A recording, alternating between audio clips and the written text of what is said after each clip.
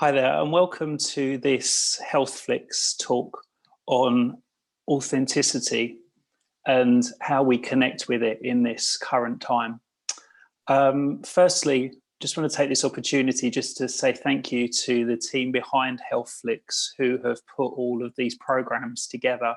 It's no mean feat pulling people from all over the globe to come and speak. So a heartfelt thanks from both of us for organising this forum.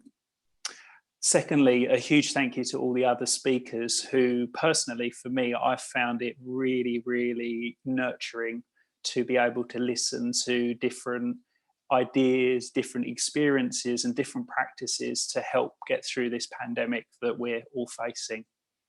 Finally, thank you to all of you who are listening in today, whether you're listening live or via YouTube. So I'm here with my business partner, Dawn Lister. And Dawn, I thought I would take this opportunity just to let you explain who you are and why you've come here today, what you're talking about.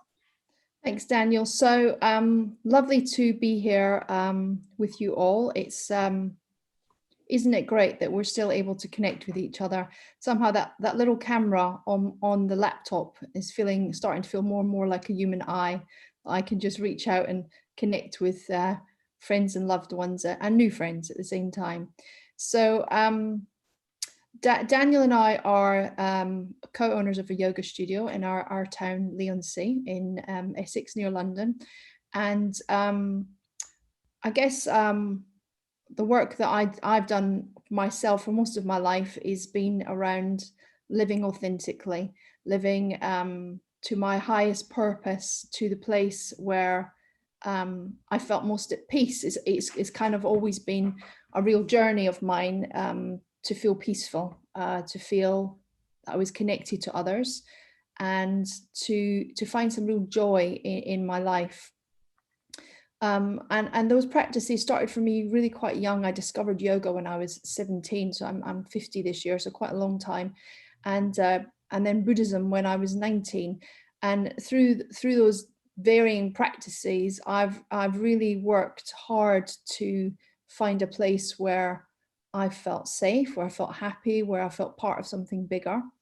And when I was reflecting on this talk and how those practices have supported me, you know, right now in the times we're all living in at the moment, I thought, you know, how did I get here? How did I get to this place where I could use these practices to really not just survive this pandemic, but to thrive within it and to grow within it? And I really do feel as if I am in many ways, obviously having struggles like everybody in the planet, but, you know, having an experience which actually is proving to be quite nurturing. And when I reflected back, was at the beginning, you know, my safe place was the mat. That's where I would go to feel calm, to feel peaceful. Doing my asana practice and shavasana at first was just the only place I ever really felt calm. And then I'd step off the mat and I'd go back into the world and go back to all the old things I used to do, you know, like everybody does, you know, drinking and getting up to all kinds of nonsense and, you know, maybe overworking and overcaring and overdoing everything. And then I'd step back onto my mat and I'd feel better for that hour and a half, and then go back to my old habits. But over the years, what's happened is that practice bled into life, and life itself became a practice. And there was no delineation, no line between the experience of my practice on the mat and my experience face to face with people. So circumstances became an opportunity to delve deeper and connect with myself. Circumstances became the opportunity to thrive, to understand myself better, to see where I was perhaps letting myself down or not being completely true and honest to myself. And, you know, long journey, a lot of work, a lot of pain, a lot of suffering, extreme joy, such peace, such love, such expansiveness that really came from that place of fear, you know, the fear and confusion and feeling lost. And I think having gone through the practices of Buddhism, meditation, yoga practice, and to come to this place where there is really such deep peace and feeling of stability and being grounded, it just felt, when we were asked to speak, it felt like, well, of course, if we have had experience in feeling supported and well and nurtured, we should reach out to others in any way that we can. So I guess briefly, that's where I'm coming from. What about you, Daniel? Can you speak a little bit more about your practice and what brought you to your practice, perhaps? Absolutely. Thank you, Dawn. So I came to the practice of yoga fundamentally about 20 years ago, and I was living a deeply inauthentic life. And I recognized that I needed to address the ways that I was coping with my life at that time. And I wanted a way that was more holistic or more embodied within me. I found it very easy to distract myself through all different avenues, some supportive, some not so supportive, but found myself actually in a yoga class and started to realize that actually I was there for a much bigger thing than I was just to get some exercise. So yoga became a journey of me really understanding who I was. And over the last 20 years of practicing yoga, I've really kind of toyed with this idea of authenticity, because for me, I've had glimmers of it and then it disappears again. And I only really started to understand my authentic self, I would say, about 6 or 7 years ago. And it was when I actually signed up to become a yoga therapist. And part of becoming a yoga therapist is you have to go through the process of yoga therapy yourself to be able to reach those people and work with those people. And I remember having a seminar with Uma Dinsmore-Tully, who teaches Yoga Nidra and Yoni Shakti. And for those in the UK and globally who have followed yoga and Yoga Nidra, you will probably have come across Uma. But I remember her saying about this mantra, Om Namah Shivaya. And she translated it to mean, with deep respect and love, I honor my heart, my inner teacher. And when I heard those words, it was like, oh my God, I've come home to something. I've come home to this way of understanding who I was. And I don't know why it made sense to me, but it did. And that mantra has been with me since, and is something that I offer regularly to clients and in group sessions. And it's something that actually I felt I really wanted to share in this talk, because actually it feels such a safe place for me to come from. My practice and what I do to connect authentically with myself changes. I'm really fortunate that I've chosen to mentor with a senior yoga therapist called Leigh. And we probably spend most of our sessions talking about authenticity. And it almost seems to be the heart of my practice and the heart of what I understand as the yoga practice. And I suppose I'd really like to learn from you, Dawn. Why do you think right now authenticity is such an important thing? Why do we need it in this pandemic? Okay, so it's such a good question, isn't it? Because I see a lot of people kind of throwing their hands up and saying, oh, well, we're in the pandemic, we're in lockdown, and therefore I'm going to hand over responsibility for any kind of mature adult behavior or coping strategies. I'm just going to give up and, open the bottle and not really look after myself. But, I see it in quite a different way. And there's no judgment around how people are choosing to work their way through it. We work through things at the pace and where we can and as we're ready to. But really, for me, hard times of struggle, times when we are put right out of our comfort zone, and gosh, aren't we put out of our comfort zone right now? They're the times where the most powerful transformations can take place. Ram Dass, as you know, has been my teacher, recently sadly passed away. But one of his favorite expressions was suffering is grist for the mill. And I so agree with that. You know, in my own personal experience, in my darkest moments of suffering, at the times where I was in such pain and such resistance, such fear, when I surrendered in those places and allowed myself to really feel all the delusions that were in my mind, the what ifs and why nots and what about me, when I allowed myself to feel those things, and work through it, you know, work through the emotion, don't resist it, don't say I shouldn't feel like that, I wish I didn't feel like that, or point the finger at somebody else. When I let myself truly feel every single moment and immerse myself in a really loving way in what was my truth in that moment, everything fell away.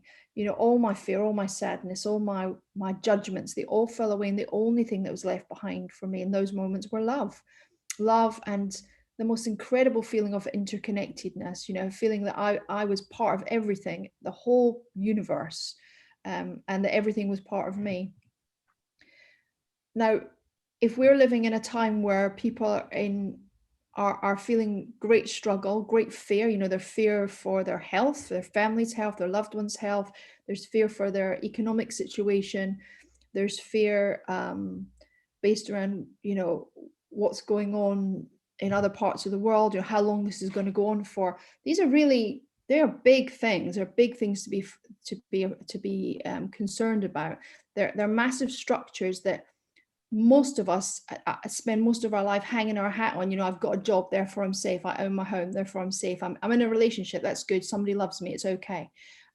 When all that stuff's shaking and we can't hang our hat physically on it and say, well, I'm safe, and we have to look at what else is going to give us our stability and our foundation, my goodness, what an opportunity there is then for us to open up, let go, let in God, soul, whatever you want to call it, our true authentic self. That relationship is right at your fingertips right now. You know, you couldn't ask for a better set of circumstances than you've got right now for you to open up, let go, and awaken. You know, awaken out of the limiting belief that you are what you think, that you are the experiences you live through. At this moment, you couldn't ask for a better time than to awaken to your true authentic self. You know, we couldn't ask for a better set of circumstances. Yes, it's painful. Yes, it's sad. Yes, it's tragic. It's not to diminish any of those things. But for me, I'm like, let's look at this opportunity for what it is. It's an amazing opportunity to come home to yourself. Does that kind of make some sense? Absolutely. Yeah, I think there's, you know, something that you touched upon that sits really, really within my sort of context of how I think about authenticity, but this relationship with our hearts. And for me, I understand it as a kind of inner light or an inner guide or something, but something kind of within me, but beyond me in some way, I would say. And what I've noticed is I've been grieving what we've lost. Our business, you know, Dawn and I run a business together, got a yoga studio together, and everything that we've known has been changed. And for me, the process of grieving and knowing that it's okay to feel really sad about what's happened has allowed me now to feel like I can connect back with my authentic self again. And this grief, I think, that we're all experiencing, whether it is, you know, actually maybe we've lost someone or someone's very ill through COVID-19, maybe our lives have been changed in such a fast way that we've not had the chance to process that has changed. It then flips us, doesn't it, into our coping strategies and draws us away from our inner self, our inner guide, this authentic self that we're talking about. Yeah. I was just thinking as you were saying that it's the ego that's so fragile, isn't it? The ego's going, wait a minute, everything's changed. I'm not safe. I don't feel okay with this. I need everything to stay the same, or at least I need to know what's going to happen next. Whereas the soul's sitting back and saying, I love it all. You know, it's okay. It's okay to be in pain. It's okay to be fearful. It's okay to have whatever experience it is that's arising. I love it all. So it's that we move in times of trauma into a space of wanting our ego to feel more safe And so we try and do, as you're saying, our coping strategies. We do the things that make us feel or give us the illusion of safety, where in truth what is actually true is that everything is changing all the time. I mean, my goodness, we've been showing it right now that one day everything was okay, and the next day everything was shut down, and the next day we don't know how long that's going to go on for. You know, we are being shown right now that the truth of impermanence, you know, that great Buddhist principle that nothing stays the same, nothing is solid and real and three-dimensional, and a structure, physical or otherwise, that is permanent. The only thing that's permanent is our soul, and yet we choose to identify with the ego versus the soul, and we're being given this amazing chance to just sink into our soul.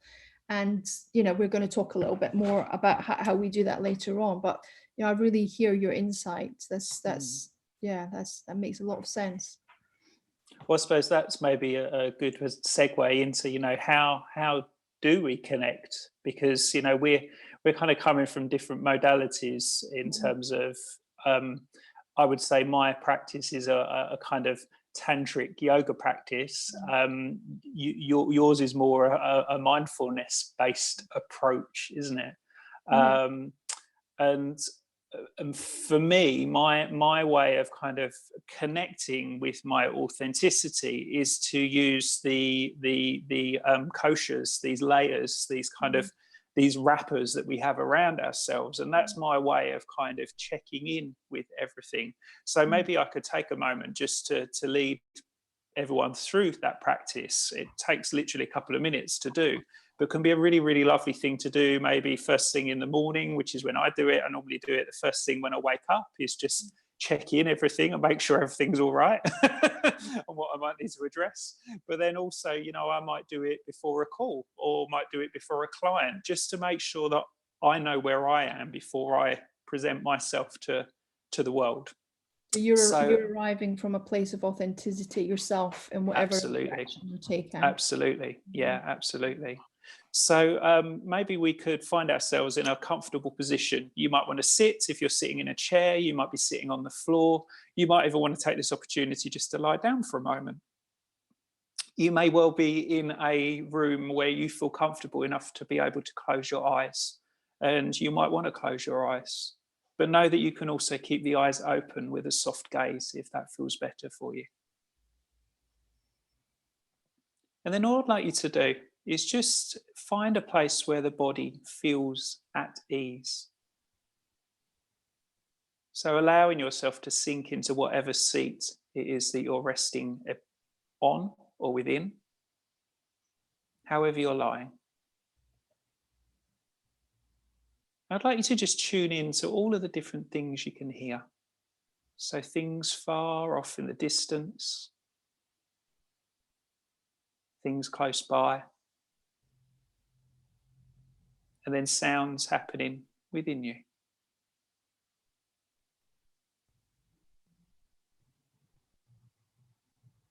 And within you, I'd like you to just take this opportunity just to become aware of how your body feels.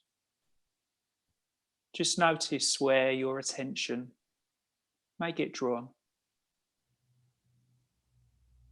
Maybe areas that need some support, some help. Maybe areas that may need some rest.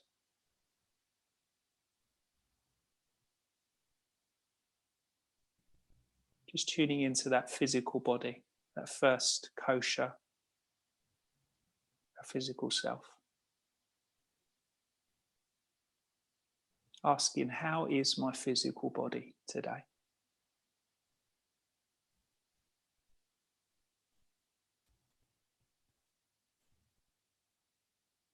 Then I'd like you to tune into your breath.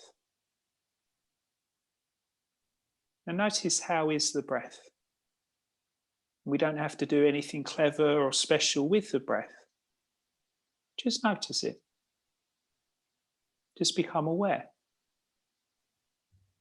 Is it fast? Is it slow? Is it easy?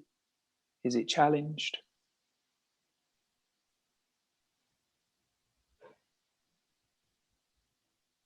And just ask yourself, how is my breath today?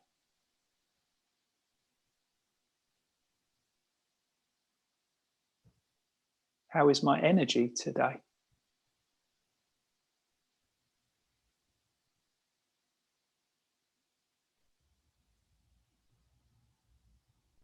Then I'd invite you to draw your attention to your mind. Notice, how is the mind? Is it busy? Is it quiet? Is it spacious? Is it cluttered?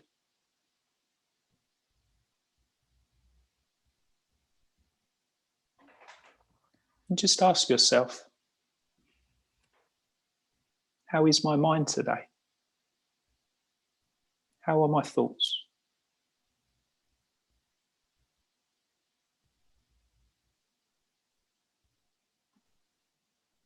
How do I feel emotionally today?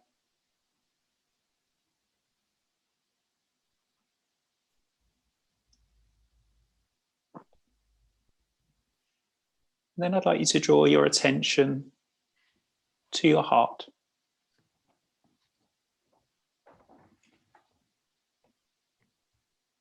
Tune into your heart, however that represents itself to you at this time.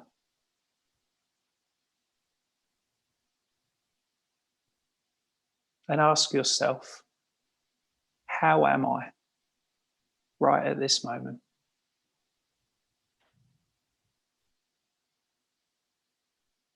What is it that I could afford myself to have, to nurture, support, or care for myself at this time?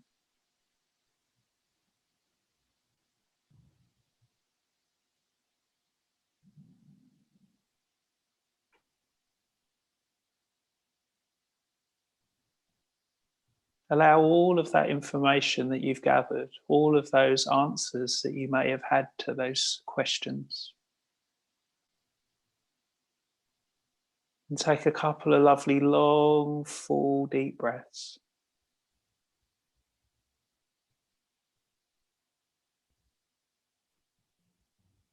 And then very, very gradually, just allowing the chin to draw down towards the chest. The eyes to gently flicker open. And allowing all of that information that you have been given by your intuition, by your knowing, your inner self, to guide you through whatever it is that you're about to face.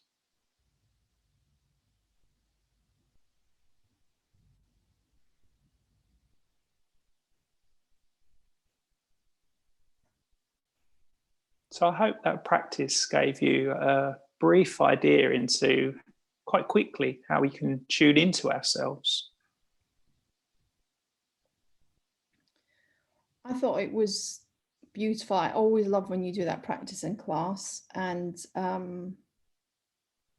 it's so interesting that even although I felt very calm before we started the practice, as we went through the layers and I came into my heart, there's a little voice that said, I need to feel heard. I wasn't aware I felt that way. And I don't really know in what way I don't feel heard, but I'm certainly going to find out. And that, reflecting on that, I wonder, maybe some of the listeners might have some insights themselves, in what ways do we not connect with our authentic self? In what ways do we avoid connecting with our authentic self? What gets in the way of it? What stops us from surrendering and just opening our heart and just asking for what we need and following the path that feels good to us? What is it in life that creates that resistance? And when I'm working with people, that's the first thing we look at, really, is where's your resistance and what's it doing for you? And these practices are just such a wonderful way to engage in an insight that leads us home to ourselves. I'm sure you'll agree, Daniel, I don't know what your thoughts on this, but most people live in their head. They live in the out there world. They live in the experience of what goes on in their mind. and they react to everything from that place. So maybe it's coming from a place of trauma, from a place of distress, from a place of I'm not good enough, or a place of fear.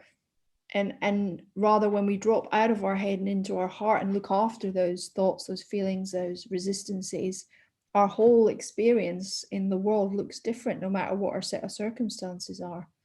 Absolutely. I completely agree with you. And I think, you know, these such unusual and uncertain times that we are all confronted by, it's almost kind of getting people more in their head than where they would be normally, because actually all of the ways that we would have coped, or many of the ways that we would have coped, have now been took away from us. So we haven't got the distraction, and we're maybe stuck at home, either isolated on our own, maybe we're with people who we're finding challenge with, or maybe we're deeply missing people that give us that comfort, and we're having to interact with them in different ways. So you can really understand, you know, this place of fear is such a judgmental and uncomfortable place for so many people to be, but also comforting if you don't know any different. Yeah. Somebody just popped up on the chat, and she's I think it's a woman. I think she says, what prevents me if fear of judgment and rejection in social situations. During this lockdown, I have realized how much I adapt to myself to fit in and be liked. Wow, that's like, you know, that's an amazing insight to have received, you know, and this is what I'm talking about. This, you know, for me, what I came to realize even more fully is how much I rely on work. It's a wonderful distraction for uncomfortableness. I'll just do another hour, see another client, teach another class, write another blog, anything rather than sit with feeling what I'm currently feeling. And fear of judgment and rejection in social situations, you know, that's massive, isn't it? Is there anything you'd like to say about that, Daniel? I think, yeah, I think you've perfectly summed up, and thank you for that person who wrote that. Is actually, you know, that is the crux of what many of us are facing, aren't we? And I keep thinking the opportunity that we have now to allow our lives to be as simple as we can allow them to be, and as nurturing as we can allow them to be, is really the way that we're going to get through this pandemic. And I hope by things that we've done here and all of the other practices that have been offered through HealthFlix, it gives people an opportunity to maybe find something that they can do that can give them a positive distraction, or can give them a way that they can learn something new. Because actually, what an amazing opportunity that we're being presented with now. We've got time, some of us. Some of us are really struggling though, because we've got families, we've got work, we've got, you know, not much money coming in. We don't know whether food's going to be on the table next week. You know, so everyone's coming at it from completely different places. But if we can just find some time in our day just to ask ourselves, how am I? What's going on? What do I need? And those things that we need tend to be very simple things. And I think that's a huge learning that I've had through working with you, Dawn, is actually everything comes back to love. Comes back to compassion. And actually, going back to this person's comment, you know, the ego is the only thing that's afraid if you're fitting in. The ego feels very fragile, and, you know, if you don't like me, I'm not safe. If I'm not safe, I'll disappear. Whereas the soul doesn't really care whether someone likes you or not. The soul knows that you're perfect, you're beautiful, you're an expression of God, energy, universe. And that in that place, you know, however other people see you is unimportant. The only important thing is how you see yourself. And so to have that insight, just to know that that's how you're feeling, then to take, as Daniel says, the time to sit and nurture that part of yourself, you know, sit in your meditation practice and hold that part of yourself close to your heart and send it deep love and compassion. There's another little comment come up from another person. Who said, thank you, it reached my heart center. I could hear that beautiful quote from Ram Dass, "We're all walking each other home." If only you knew, I have that quote in about 4 different places in my home and on my phone. And I say it and to in myself. our studio. And our studio, we have it in the studio, you're right. We are, and we are, aren't we? How are we walking ourselves home? How are we walking each other home? Are we walking each other home from our soul, from our heart, from our authentic self, which sometimes means saying no, or I can't do it, or I haven't got the capacity, or it's not what I want to do, or it's not in alignment with my life's purpose. And at other times it's expanding and saying, yeah, I'm here and I can hear you, and I've got space, and so on and so on. So being authentic doesn't mean being a pushover. I think that's really important. I think a lot of people can really concern themselves around this stuff, or if I'm authentic and if I sink into my soul and my heart and everything's love, I'll never say no, and I'll never earn money, and I'll never do the normal things that human beings need to do to survive. Where really the opposite is true, is the stuff that we no longer need falls away, and our reason for being and our reason for acting comes from a beautiful heart-centered space. And why would we want it to be anything other? Beautiful. Thank you, Dawn. Yeah, you're welcome. I was just reflecting, is there a practice that you would like to share with people, maybe about authenticity, or a practice that you have been using to connect with yourself and to look for those nuggets of answers or insights that you need about how to proceed forwards? Yeah, when we were talking about this, I had in my mind to offer the Metta Bhavan, which is the loving kindness meditation that I've practiced for 30 years, and I practice daily. And really, it was that practice that really stripped me open and enabled me to feel deep love. But I've been doing a different practice during the pandemic, because I'm living in close confinement with 2 young women and my husband and the dog. And I'm not going to lie, it's pushed my buttons a little bit, because we're all a little bit on top of each other. But I have to say, everybody's been lovely. On the most part, it's been rather wonderful. But I changed my practice because it felt appropriate to do something slightly different. So it's a simple mantra. It's an English mantra. It's in English language. And it's also around bringing us into our heart, because in our head, it's a problem. Everything's a problem in our head. You left the dishes in the sink, it's a problem. You didn't flush the loo, it's a problem. You didn't water the garden, it's another problem. And in my heart, it feels very different. In my heart, I see the globalness of our situation, and I'm not in that place of needing things to look or feel a certain way at all. So I'll share that practice, I think, and it's a mantra. And when I do it with my mala, which is 108 beads, and but you can do it with your fingers. You could just tap a finger together with each recitation, or you could just decide to do it for a period of time or for a few minutes. It's really your choice. But let's try it together and see how we get on. So please come into a comfortable sitting position, however that looks for you. We want to have a sense of a long, elegant, dignified spine with the head floating on the top of the spine. And we want to feel grounded, so feet flat on the floor, really feeling present in this moment. And the gaze can go downwards, or we could even close our eyes altogether.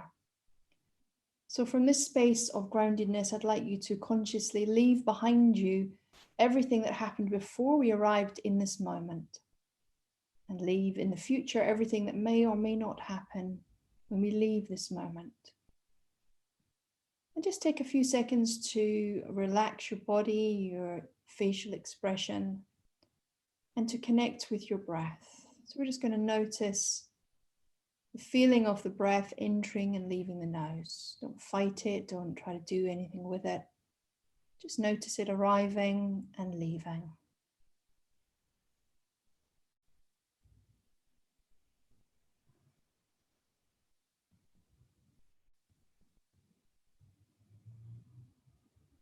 Notice if you have a tendency to want to control the breath or send it to a particular part of you. Instead, just notice it come, pause, and go. And then sink into your spiritual, emotional heart. Maybe even Rest your hands on your heart if that feels appropriate to you. And please follow the mantra with me. As I breathe in, I love myself completely. As I breathe out, I love everybody. And as we're breathing in, we're sending ourselves love in any way that feels right for us. Visualizing ourselves full of love and compassion and light, respecting and caring for all the parts of ourselves. And then as we breathe out, visualizing everybody everywhere, all sentient beings experiencing peace and happiness, health and well-being, knowing that all beings are experiencing pain and suffering. So with this in mind, as I breathe in, I love myself completely. As I breathe out, I love everybody.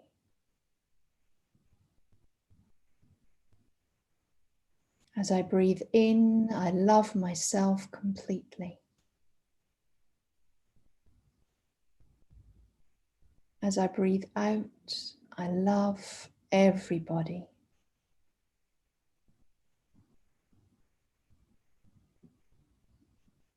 As I breathe in, I love myself completely. As I breathe out, I love everybody. And if you're sensing some resistance to loving yourself or others or both, loving that also, loving the resistance, acknowledging it's part of you for now, and coming into your heart and the experience of love and compassion and kindness. As I breathe in, I love myself completely. As I breathe out, I love everybody.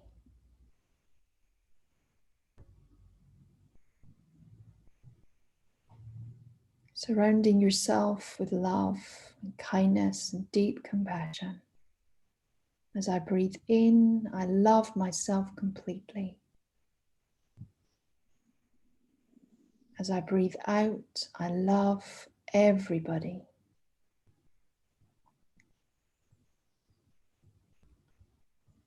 And then just settling into the knowledge that from the soul space, we are everybody, and everybody is you.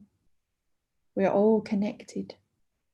There is no part of us that is unaffected by the actions of others. We are all one. As I breathe in, I love myself completely. As I breathe out, I love everybody.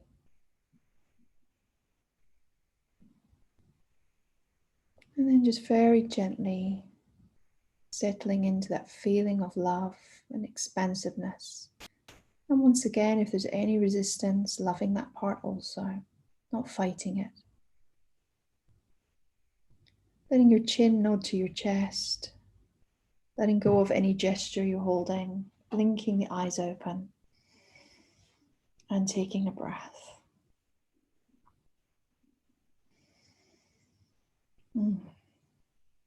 How did you find that, Daniel? That was wonderful. Thank you, Dawn. I felt a real sense of resonance, a real sense of collective love and support for each other. I really did. Thank you for that. And I really feel that if we can stay in our heart space, no, it doesn't mean that we have to pretend that what's going on out there isn't going on, that we don't have to, again, as Ram Dass said, my favorite quotes, forget our zip code. We've still got to pay our bills. We've still got to manage our day, get up, do things, look after our physical body, but come from here. And from here, this is unmovable. So whilst everything is shifting around you, the unmovable nature of the soul, the heart, and love is always going to be there. So you'll feel safe. So try to come back to that place over and over again. Come back to that place, especially if you're having a wobble. Go and do the mantra or do the other practices that support you.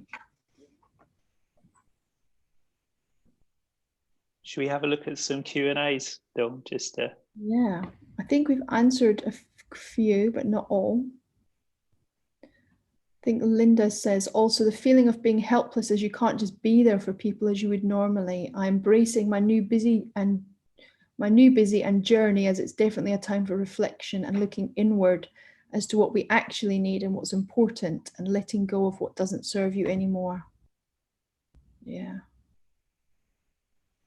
That's such a good, wise statement. So true.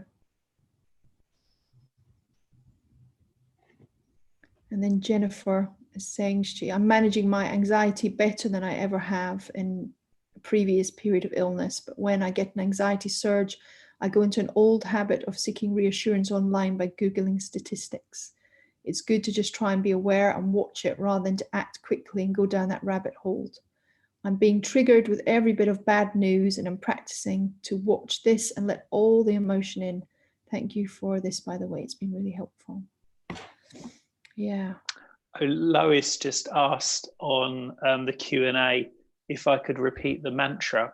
Yeah. And the mantra is Om, O-M, Nama, N-A-M-A-H, Shivaya, S-H-I-V-A-Y-A. It's a really, really ancient mantra directly to Shiva. And the translation that Uma taught me, and one that resonated with me is with great respect and love, I honor my heart, my inner teacher. Om Namah Shivaya. Maybe you could type that in the words, Daniel. In Q&A. I'll give it a go. You're very techy, so you should be able to do that pretty easy. Did anyone else have any other questions or anything they wanted to ask us at all? Just a few more minutes left if there are any further questions. While they're coming up, if they come up, I'll just add that. Oh, we've had another question from someone saying that when they try to reach their heart space, there's a huge resistance, like two magnets stopping them getting close. How do I break this down?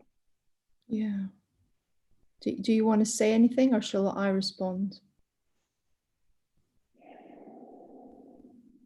I would say just keep sitting with that uncomfortableness. Keep sitting with that resistance, because if you sit there from a place of love and compassion, rather than creating a story around it, and just continue to watch it and see it and let it evolve into what it needs to evolve into, or let it break down into what it needs to break down to, however we visualize what's happening. I think that is probably the most powerful thing that you can do, is actually just sit with it. And it's something, with my yoga therapy work that I do a lot when I'm working, especially, I work with a lot of people who have got anxiety and high levels of stress. And we literally will sit sometimes and just break down, what does it look like? What are you feeling? How is it? What's it making you think about? What's it making you want to do? And by almost taking the power away from it, that in itself starts to allow it to become more manageable. It isn't that you're fueling the fire with more stuff. It's actually, well, I've noticed this, and today I've noticed that, and tomorrow I'll notice something completely different again. And it's just kind of chipping away slowly at what's there, because to put a label on something or to try to work it out in that moment is probably not the right thing if it's not coming to you. So it's really taking time, taking care of yourself as well as the thing that you're being shown. I think that's a beautiful reflection, and I would just add to that, that resistance is just a way of the ego trying to protect its fragility and make friends with it. In the resistance, there's gold. That's where we go. We go to the resistance. Don't be afraid of it. It's the fear that it's going to be insurmountable and that we can't contain it that stops us going there. But when we sit with our resistance, with, as you say, with kindness, with care, with softness, with deep, deep love, as if you were holding a small child that was in distress, you know, draw it in and be kind to it. Let yourself lean into the edges of it, gradually peeling back the layers. What's left behind is such deep, deep peace and compassion and kindness. So don't feel like the resistance is a problem getting in the way. It's leading you home. So follow it, follow where it's going. And behind that, what you will find is the pot of gold, this authentic self that we're looking for. Was there another question came up there, Daniel? No, just someone asking where they could do some practices with us. Without